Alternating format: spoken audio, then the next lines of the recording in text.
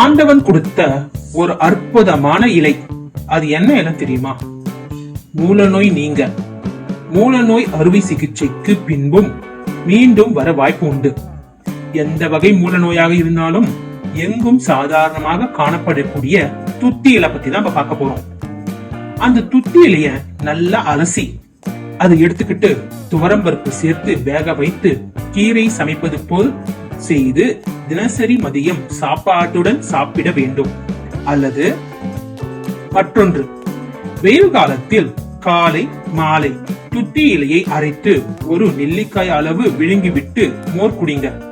அல்லது துத்தி இலையை ஆமணக்கு எண்ணெயில் வதக்கி அதை சூடு ஆறினதும் ஆசன வாயில் வைத்து கட்டி அதன் மேல் இன்னொரு துணியையும் லங்கோடா மாதிரி கட்டிக்கொண்டு இரவு உறங்கவும்.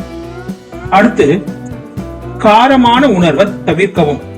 வாரம் ஒரு முறை ஆயில் பாத் செய்யவும். மேற்கண்டவாறு தொடர்ந்து 40 நாட்கள் செய்து வர மூலநோய் குணமாகும். மற்றொரு முறை, 4 துத்தி இலைகளுடன் சிறிய துண்டு மஞ்சள் சேர்த்து தண்ணீரும் சேர்த்து அம்மியிலோ அல்லது மிக்சியிலோ அரைக்கவும். பிறகு அரைத்ததை பசும்பாலில் சேர்த்து கலக்கி காலை உணவுக்கு முன் 5 நாட்கள் குடிக்கவும். மூலநோய் போயே போச்சுங்க.